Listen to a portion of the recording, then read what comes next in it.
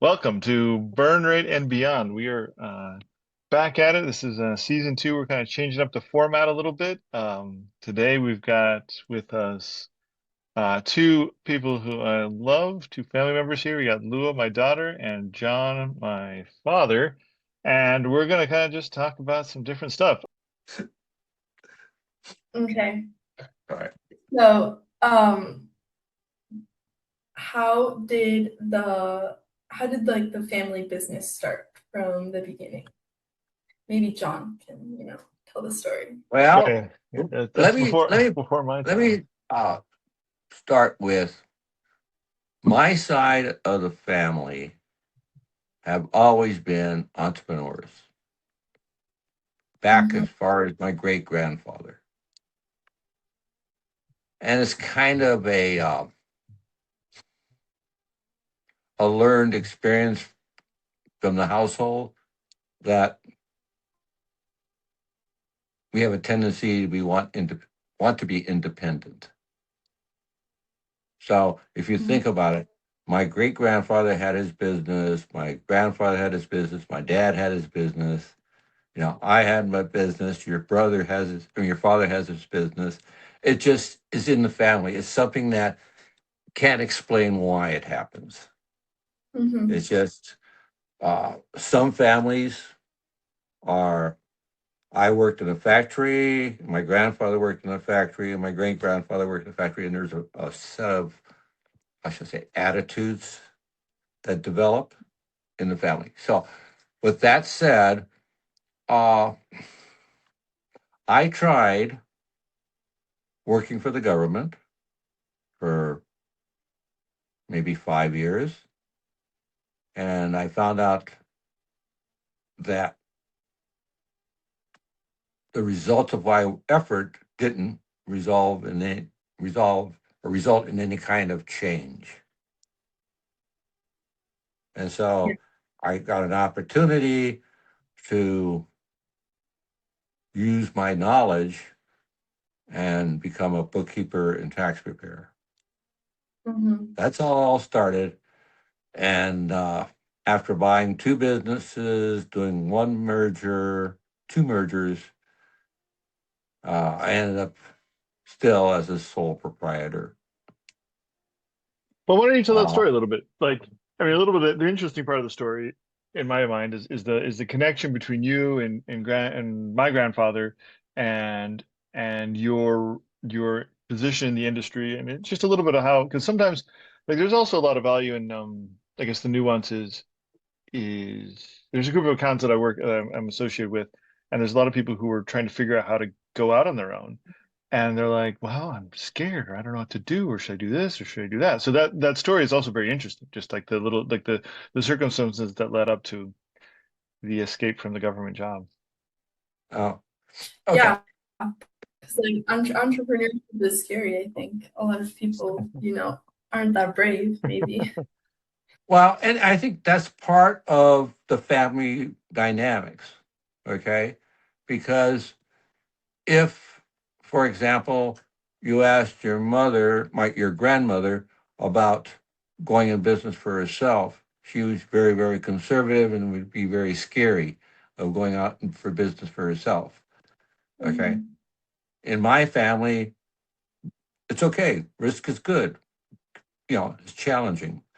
So, giving back to what your dad was saying, back in Take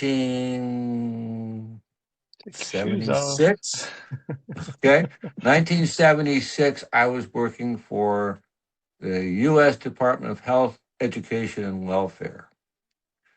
And I was doing an audit in San Diego of a school Mm-hmm. that was taking money for the government and not really providing any services. And I spent maybe 3 months of my life working on this project. And when it all ended up, it went up to the heads of the department, and they decided to ignore the audit results because they felt that the program was a social program, so they didn't care where the money was going. that pretty much, how should I say, tainted my attitudes toward my job. In the meantime, I met a guy who was an auditor for the unemployment department in Arizona. And he told me that there was guys out there that really needed bookkeeping services. And he said he was willing to give me their name. You know, he didn't want any money for it, but he would give me their name and I could go and contact them and talk to them because all of them had been contacted by him in audits and monies was being paid out, etc. One client out of the group that I contacted, and I had several that I was working with, but the one that bloomed out was a gentleman that had a trucking company. His name was Boddington. Boddington effort and business grew to the point where his business and the people that bought his business were clients up till, or still clients. Still One of our them is still clients. No, still clients. clients. Yeah. Still our clients. Okay, now are you talking about from 1976, 1977? Yeah. Almost 50 years. Yeah. Wow. Okay, and this same individual introduced me to another gentleman who had a warehouse.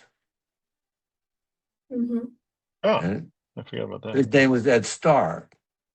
And I'm still doing Ed Starr's tax return. I'm doing his son's tax return. And I'm probably going to start doing his grandson's tax return. Wow. Okay. Now, this is important because it has an effect down the road. So here I am. I'm still working an auditor. I have a few bookkeeping clients, etc.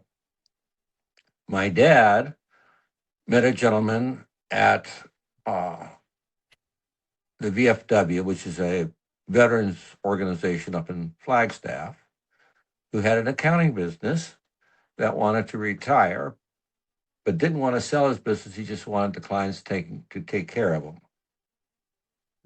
So my dad contacted me and asked me if I was interested in taking over this bookkeeping and tax return business. So I sold my house in Phoenix and moved my family to Flagstaff. I run this little business that my dad gave me, basically. While I was still going to Phoenix, I handled Mr. Boddington and his business. So we built that business up a little bit. And then I had an opportunity to buy a bookkeeping business in Winslow, Arizona. So I talked my dad into staying with the business in Flagstaff, and I moved my family to Winslow, Arizona. Then I'm still going down to Phoenix to service Mr. Boddington and Mr. Starr. All over the place. Okay. And then in 1985, because of the expansion and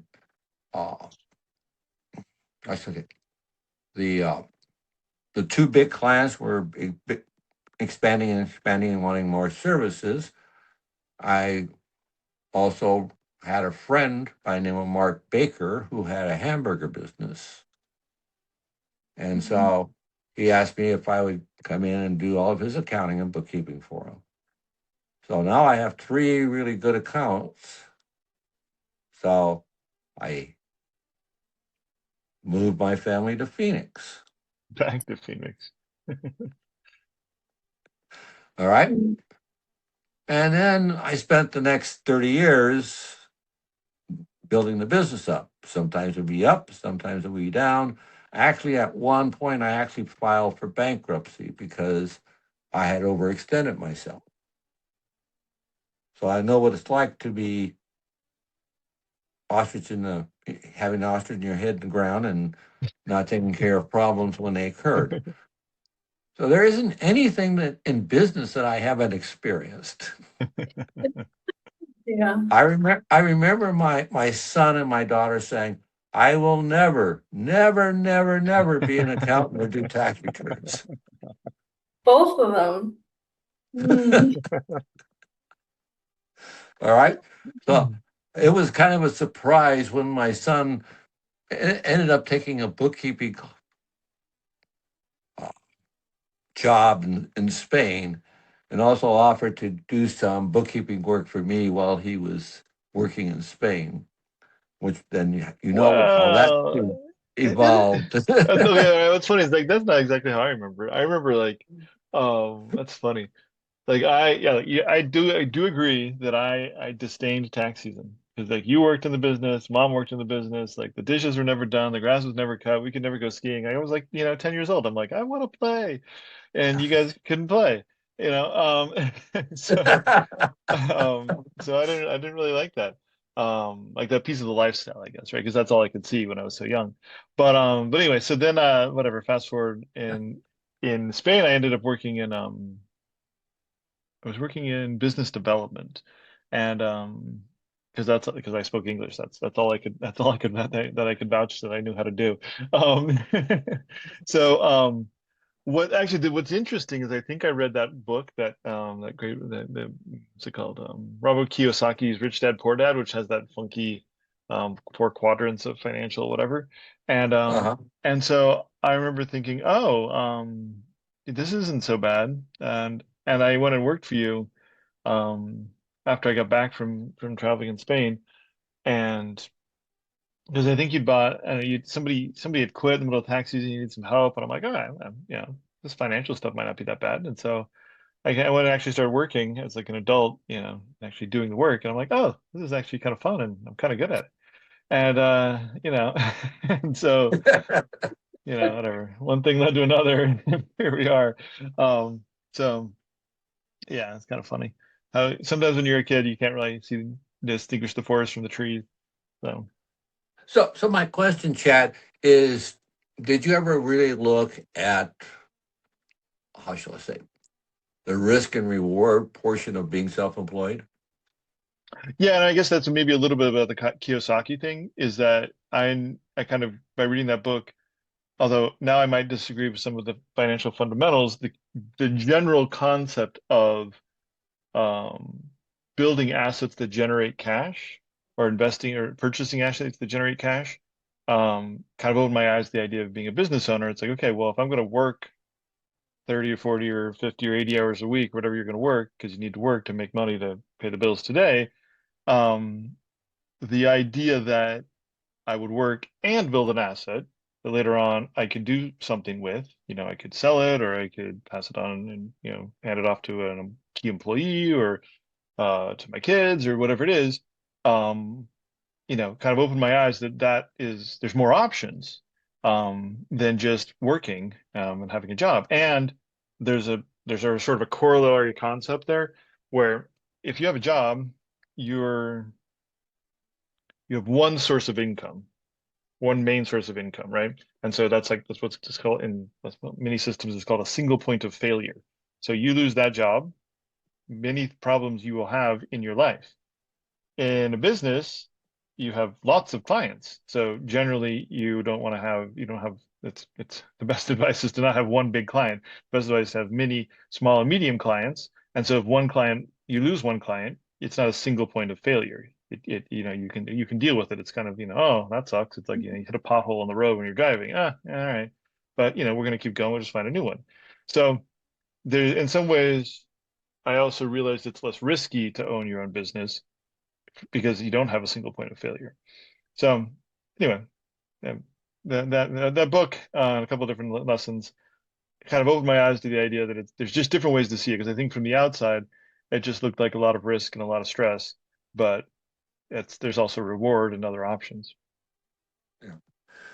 Yeah, it's something I don't think even your dad knows, but Uh-oh. Ooh. in my time, I would say from 1988 or 90, uh, up until we sold a house in Orange Blossom. Mhm. I didn't put any money into an IRA. I didn't put any money into any investment. The only thing that I really held and protected was the house. Mhm.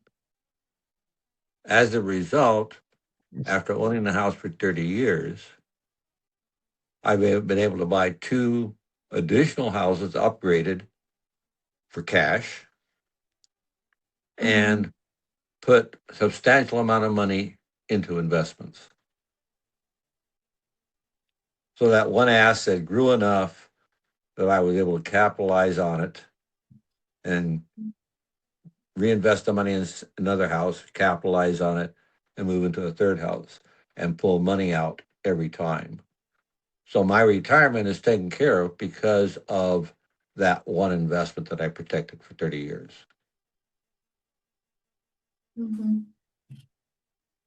All right. So Yeah. And And just for the record, I was paying attention. Yeah. I think I knew what was going on. We never talked about it, but I was paying attention. It's all good. That's a good story though. yeah. So kind of talking about like entrepreneurship and being your own boss and running a business, why do you think that the firm survived when there's so many businesses that fail? most businesses, I believe, don't start off, don't realize what they need in cash. Okay. And they don't realize that when they start, they have to have enough cash to give themselves a salary, and they have to have enough cash to protect them from the down periods. Okay. So,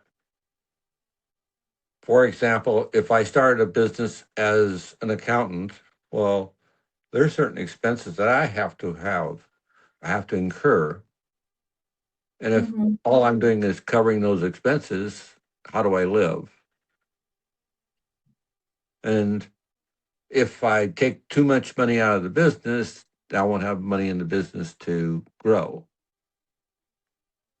Right. So you got to you have to think about, well, what is going to be the worst case scenario today and for the next 2 years? Because usually most businesses fail within the first 2 years.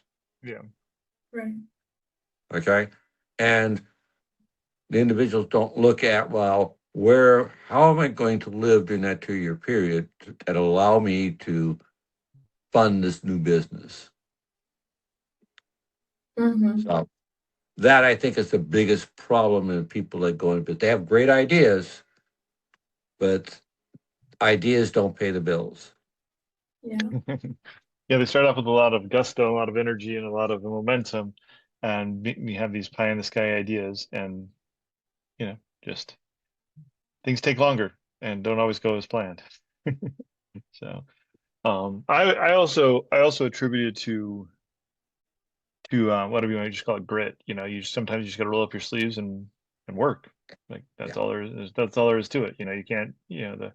The what's I love that saying.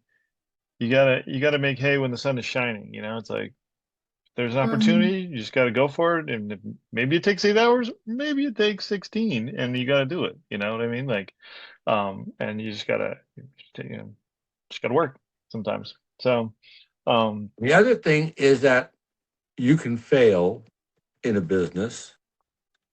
It doesn't mean that the business was bad, or the idea was bad. mhm, Right. Okay.